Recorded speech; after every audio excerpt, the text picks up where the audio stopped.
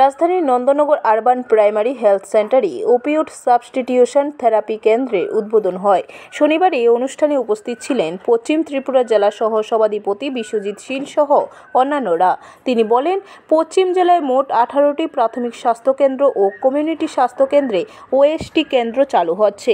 এটি গোটা দেশের জন্য এক যুগান্তকারী পদক্ষেপ। বিশেষভাবে উল্লেখযোগ্য যে ন্যাশনাল এইডস কন্ট্রোল অর্গানাইজেশনের কোনো আর্থিক সহায়তা ছাড়াই রাজ্য সরকার এই উদ্যোগ গ্রহণ করেছে। পাঞ্জাব রাজ্যের বহির্বিভাগীয় ওপিওড অ্যাসিস্টেড ট্রিটমেন্ট মডেল অনুসরণ করে ইনজেকশনের মাধ্যমে শিরাপথে মাদকাসক্তদের পাশাপাশি অন্যান্য নেশাগ্রস্ত ব্যক্তিদের কাউন্সেলিং ও চিকিৎসার মাধ্যমে সুস্থ জীবনে ফিরিয়ে আনতে সচেষ্ট করা হচ্ছে।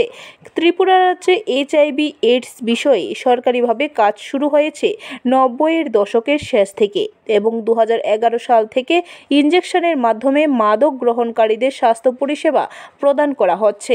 বর্তমানে রাজ্যে নথিভুক্ত 10,500 জন ব্যক্তি ইনজেকশনের মাধ্যমে মাদক গ্রহণ করেন।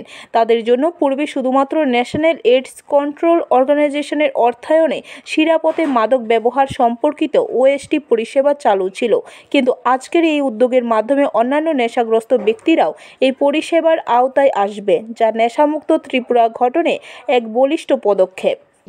আমাদের নেশা মুক্তির জন্য বিভিন্ন প্রয়াস সেখানে আমাদের রাজ্য সরকার এবং আমাদের জেলা প্রশাসন সেখানে করেছে, বিভিন্ন ব্যবস্থা সেখানে নেওয়া হয়েছে। আজকেও একটা ঐতিহাসিক দিন। সেখানে আগে আমাদের এই পশ্চিম ত্রিপুরা জেলার মধ্যে শুধু মাত্র 5টা আমাদের যে প্রাইমারি হেলথ সেন্টার আছে তাদের মধ্যে আমাদের যে ওএসটি যেটা আছে আমাদের। ব্যুরো রিপোর্ট, খবর ত্রিপুরা।